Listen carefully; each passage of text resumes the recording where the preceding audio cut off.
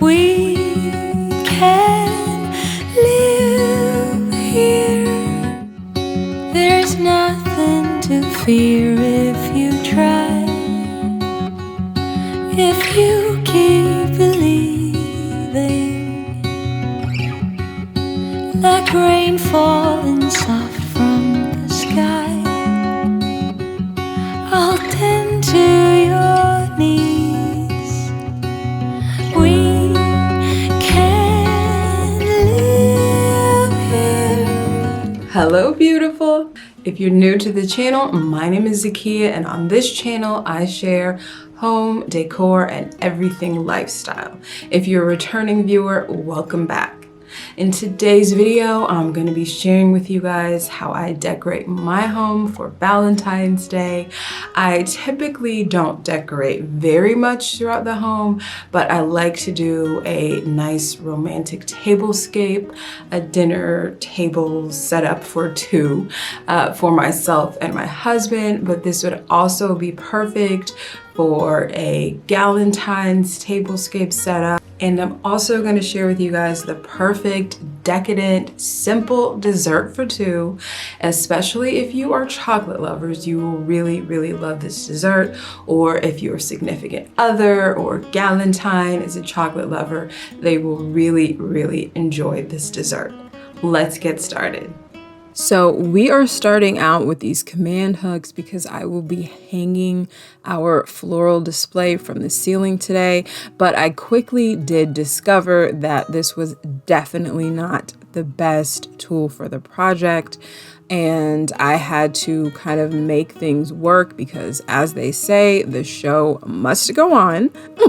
The slope of the hook really made it very hard for my string to stay attached to it. So I ended up kind of making some little notches in the hook, and I also reinforced my monofilament with hot glue gun on the hook. So if you want to replicate this, I would definitely suggest using something like an eye hook screwed into your ceiling. I had intended to stick my monofilament string through a needle and just sort of thread them through the flowers, but my monofilament that I had was far too thick to go through the eye of the needle that I had. So I found that I sort of just poked a hole in the bottom of the flowers, and the monofilament was thick and stiff enough that I was able to just kind of thread it through by itself without the assistance of a needle. This did make it somewhat more tedious. So again, if you are going to try this, make sure that you buy a thread or a clear monofilament that is thin enough to go through the eye of your needle, because it's going to save you a lot of time since you won't have to poke a hole and then go back and thread your monofilament through the flowers.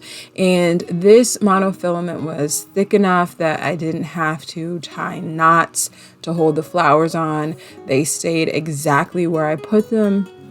And honestly, if it hadn't been for the fact that I had to poke the holes and then go back and stick the monofilament through, I probably would have threaded more flowers onto my monofilament, but it was quite tedious to have to do each of these by poking a hole first and then threading the monofilament through.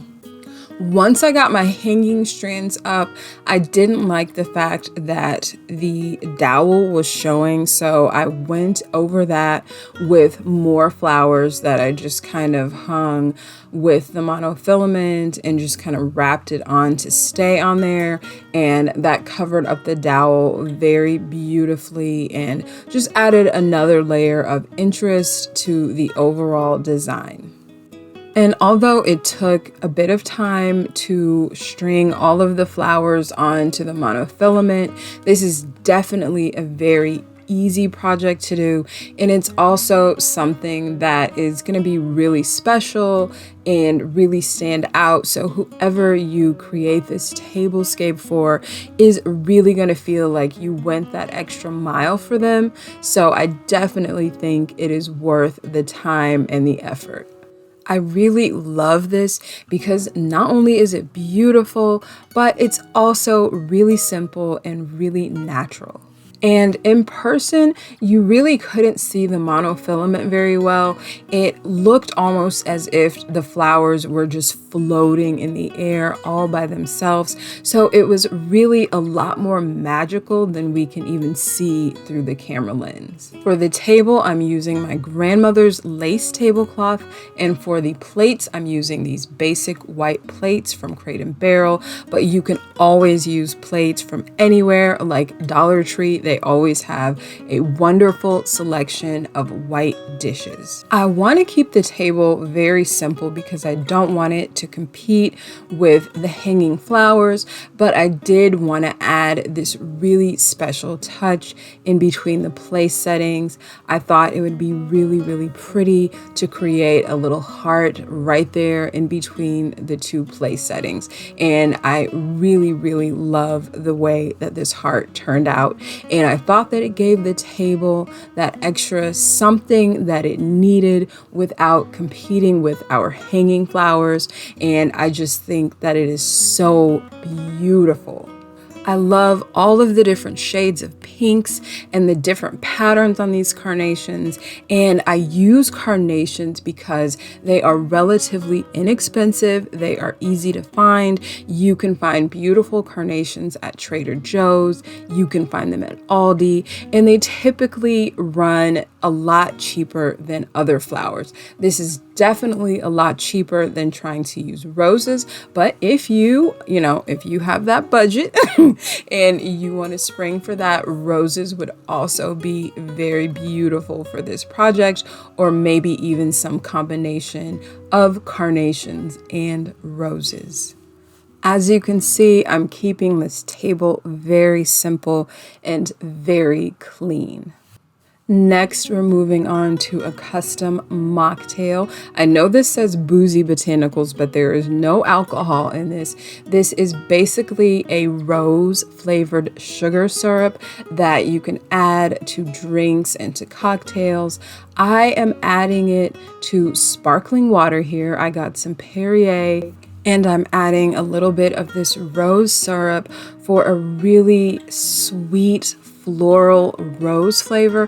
And I know it's not for everyone, but it's definitely worth giving it a try. And I also added a little bit of lemon juice just to balance the sweetness.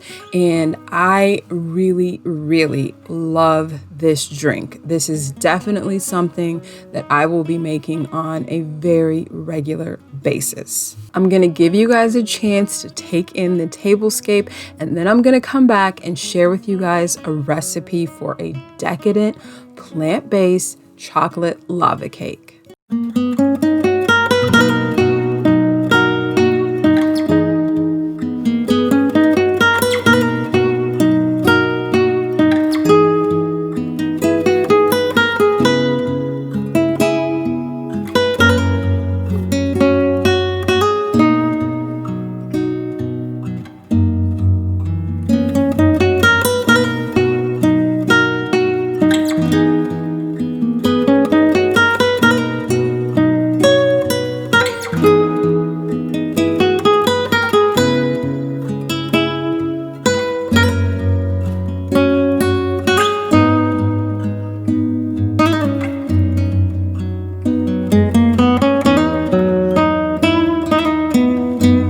So now it's time to move on to our delicious dessert for two.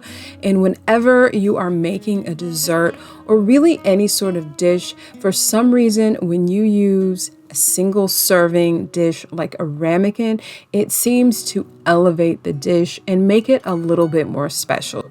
In this recipe, we're using cocoa powder, and one thing that I always do when using cocoa powder, whether the recipe calls for it or not, and that is to run it through a fine mesh sieve and sift it that way, because it is going to save you a lot of trouble and it is really going to contribute to your final product being a lot nicer. In my last video in the comments, I noticed that quite a few people said that they didn't care for baking or that they were intimidated by baking. And I really love to bake. It was something that I struggled with initially, but I really buckled down and sort of taught myself all of the principles that I needed to know in order to get the best outcomes. And I would really, really love to share some of these things with you guys, because I would love for you guys to have the experience that I have of learning how to use the science of these different ingredients and different techniques in order to make these really beautiful things like cakes and breads. But, just let me know down in the comment section if you guys would like a series on baking, sort of a baking 101, and we could do these projects together. I could give you guys lists for grocery ingredients and we could go through some of these things and really create them together. And I just think that would be so much fun. So just let me know down in the comment section if you guys would like to do something like that, because I think it would be a lot of fun. Right here, I'm just making a really simple garnish for our lava cakes with these cute little strawberry hearts. When you take your cakes out of the oven, they should be jiggly in the center like this, so that you know that they're not overcooked and you're going to get that nice, soft, gooey lava in the center of your cake. Now I'm just dusting these cakes with powdered sugar and I'm going to garnish them with our strawberry hearts. And I think they are so cute. And this is such a simple yet really impressive presentation. I think that whoever you make this for, they will absolutely adore it. So now it's time to break into it and see if we got our gooey, ooey center. And there you have it. Super simple, low effort, but really beautiful and really delicious and really decadent dessert for that special someone in your life. My husband happens to really, really like chocolate. Dessert, that is. So I thought that this would be the perfect dessert for him. And I decided to take out our photo albums and pull out a few photos that really have significance for us. So that's something that you could always do for yourself and your loved one. I want to thank you guys for being here today. Please like, share, comment, and subscribe. Until next time.